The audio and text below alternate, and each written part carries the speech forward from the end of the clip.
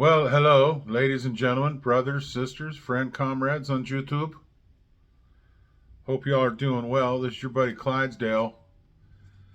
Look, I'm really new to this YouTube thing, and don't judge me, okay? I'm still trying to get some things figured out. I'm not a pro. I've never claimed to be a pro, and I'm as fresh at this whole YouTube thing as I am at my new employer. I'm so proud to say, Leonard's Express, man. I tell you what, I learned a lot in the last couple of days. I'm in orientation now. Fresh, for those of you that don't know, I'm freshly retired from a school district in from Southern California, and a high school district there. And I worked there nearly 26 years, and had just about enough. The politics in schools are equally as ridiculous as everything you hear from the federal government or the capital of your state. Because if it's going on in either one of those places or both, it's happening on a public school campus. Believe me when I tell you. And I just had enough, so I decided that, and with the accolade, well, not accolades, but the support, certainly, of my beautiful wife, Robin. She was 100% on board with what I'm doing now in my new adventure, and that is over the road trucking, or OTR trucking. And took me a long time to find the right place, and took me a long time to figure out where I wanted to go to start this adventure, but I found it. And I think I landed a good job with, as I said earlier, a company called Leonard's Express. Just an outstanding first couple of days of orientation. And so I'd like to go over a little bit of it with you. There's not a lot of YouTube information about this great company. They're pretty serious about safety before service.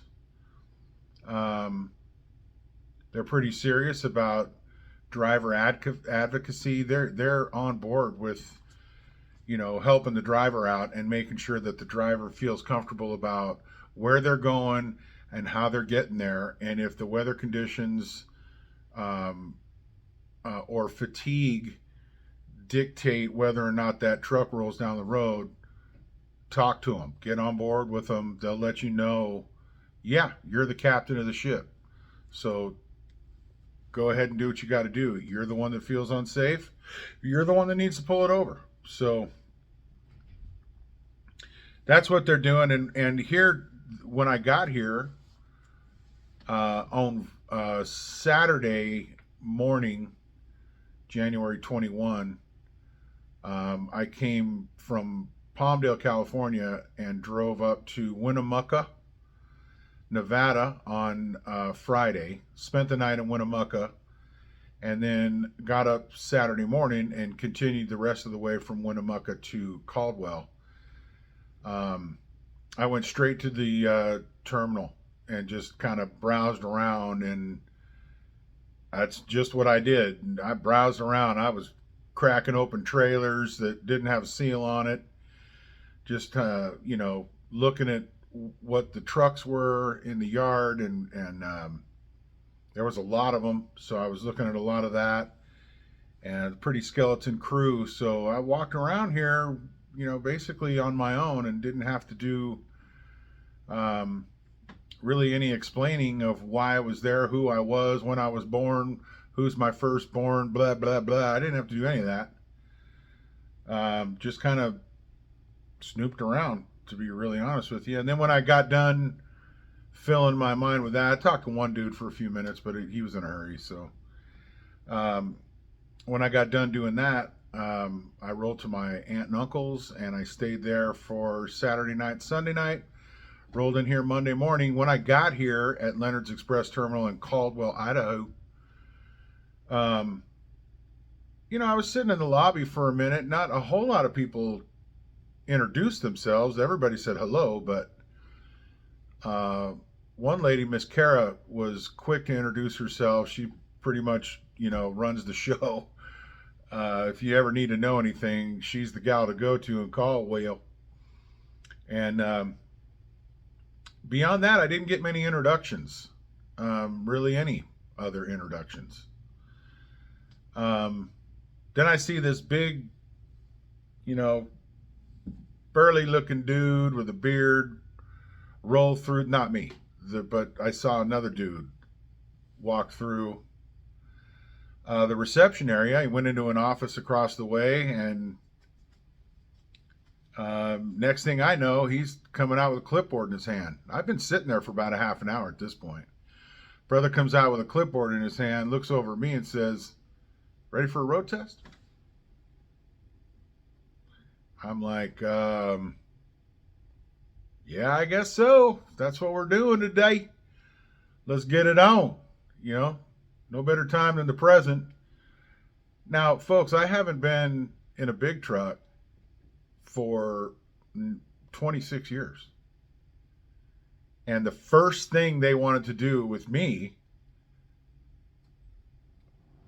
was take a road trip. Wasn't quite ready for that, but I went ahead with it anyway. 26 years in, so after it was all said and done, I thought I did really well, considering the sabbatical that I've had in trucking. And I mentioned to the dude, I've never driven an automatic, haven't driven in X amount of years, whatever, and just bear with me. He's like, "No, bro, don't worry about it. Take it easy, drive in your comfort zone, and let's get it on." So we grabbed a bobtail Peterbilt 579, and he said, "Okay, we're looking for trailer such and so." So we found it. I wheeled over there after we had to, bang the rear brakes loose because they were frozen. It was cold up here in Caldwell. It was about 16 degrees when we got her started. And so we went up, found the trailer, and I go to back under it. It was a little too high, so we had to get out and lower it. And when we're lowering it, I noticed that the reefer was on. And I thought that's what I was hearing. I was pretty sure of it. And so I said to Brother Eugene, was who the guy that came to get me out of the reception area, and I said, "Is this reefer on?" He said, "Yeah, it's on." I said, is this trailer loaded?" He goes, "Yeah."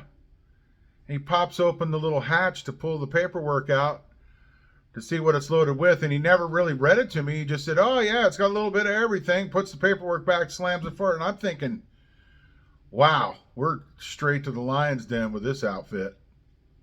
So I'm loading, or rather I'm hooking up to a loaded trailer, first time out.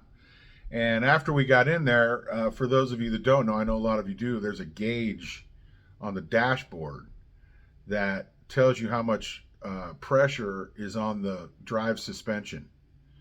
And it read nearly 60. And I don't know what that 60 really means, but I'm going with PSI. I'm not experienced enough to be able to tell you, but the experienced driver looked at it and said, "Yeah, you got about 33,000 on your drives." I'm like, okay, so we're doing this for real. So here we go. Whatever. That's what you want me to do. That's what I'm doing. So I had a fully loaded trailer, and away we went. And I thought that my first turn out of the yard, I didn't hit the curb. I didn't, but I was within about a foot of it, and I just thought it might have been a little tight. But that was a good reference point for me because I didn't have one. I didn't know really what it was like to, pull this thing out of a driveway. But I did just fine, man. I pulled that thing out. We made a couple of rights, left or two, and ended up on I-84 westbound toward Portland. for about, I don't know, 11 or 12 miles, something like that.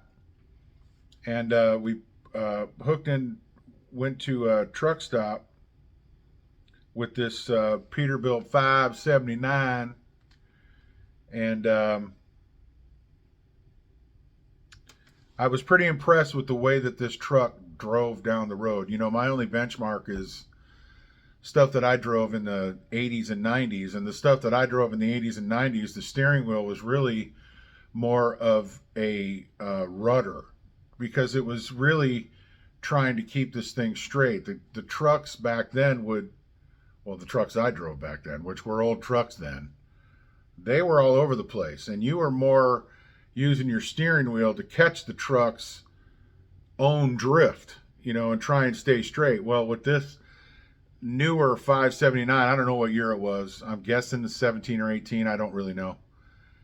Man, if I wanted to move that truck over 6 inches in the lane, it moved 6 inches. If I wanted to move it back 6 inches, it moved 6 inches. I mean, it was amazing how straight this thing tracked.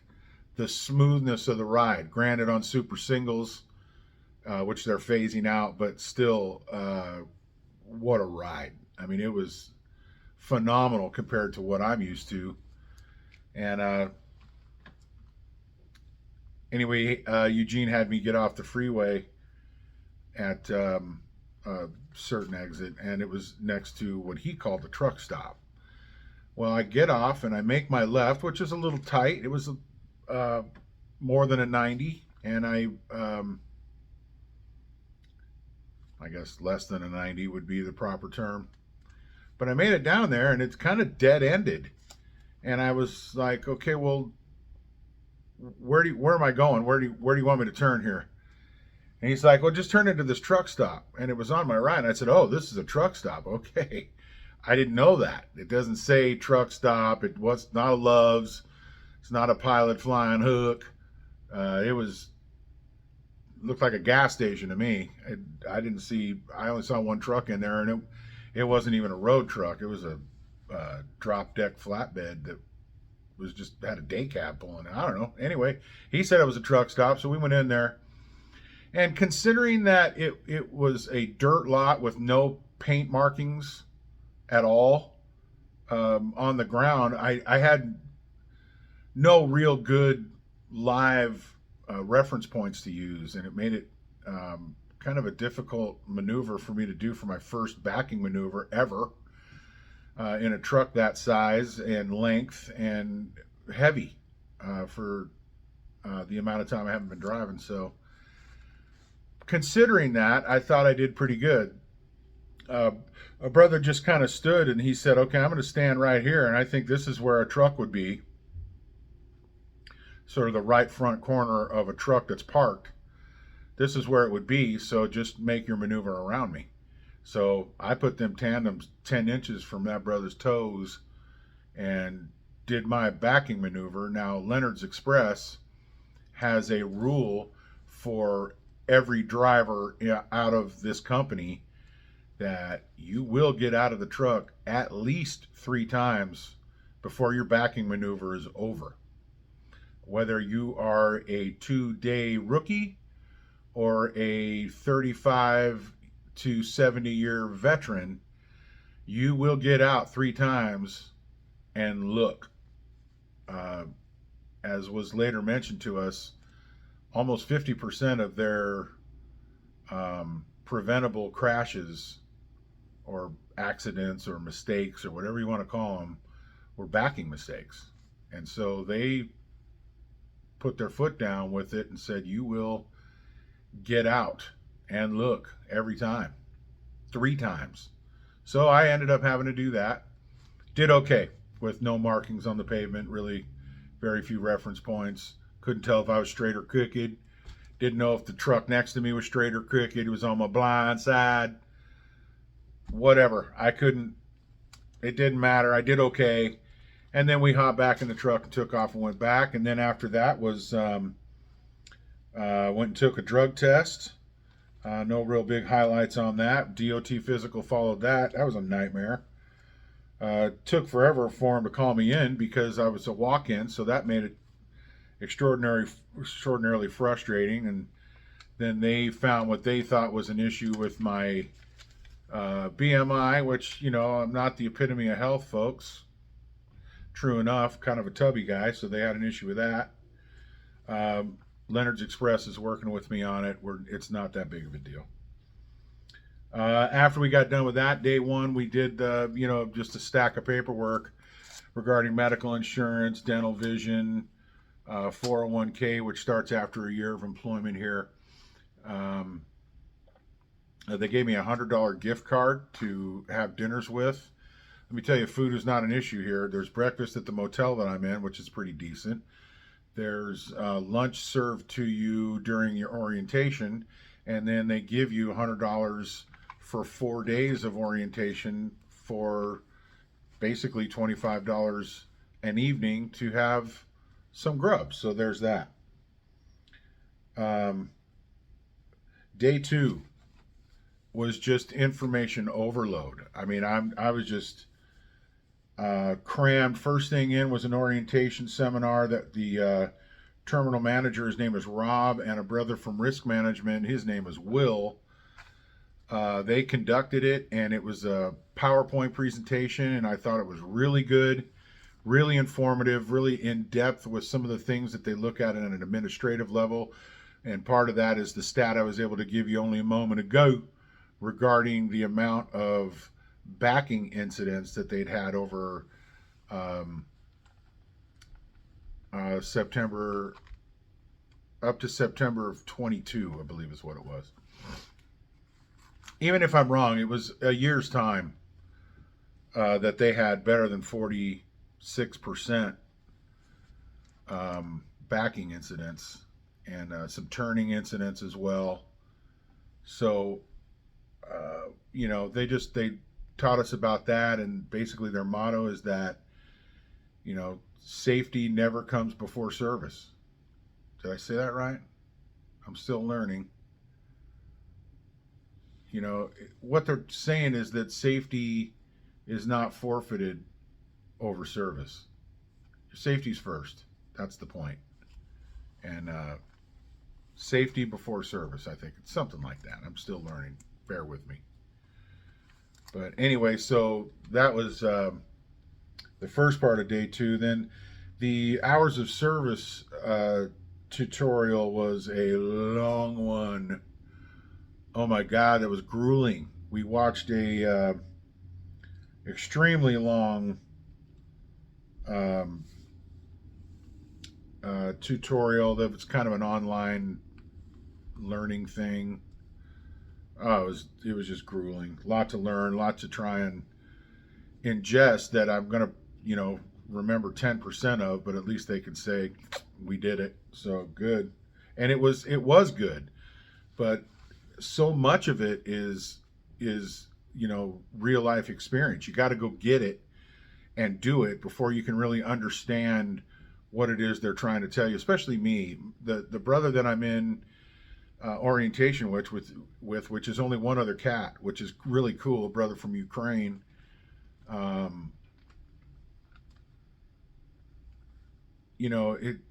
It was just a lot of information for me to hang on to as a rookie. But this brother's already been driving 11 years, and he's coming on board with Leonard's Express, to where Friday morning, when it's time for him to go, he's going to be in his own truck, get assigned a load, and bam, he's on his way. I, on the other hand, am going to be going out with a trainer for 5 to 8 weeks, depending on how well I do, and make sure that the trainer has full understanding and confidence that I know what I'm doing, and that I know the hours of service and so forth. And so that was a long one. And then we had another long Omnitrack operation tutelage. Another long presentation, but it was almost as long as this video. But anyway, it was. There's a lot to learn with that too. I've never operated one of those things. There's every single thing you do in a big truck has to be done on that Omnitrack that that tells the government, it tells the company what you're doing every second of your day, literally. If you start driving, you put it in your OmniTrack. When you stop driving, you put it in your OmniTrack. Doesn't mean you're off duty, but you put it in your OmniTrack. If you're making a yard move, you put it in the OmniTrack. If you're going into the sleeper berth off duty, it's in the OmniTrack. I mean, everything's in it for what you do during the day. Not to mention messages and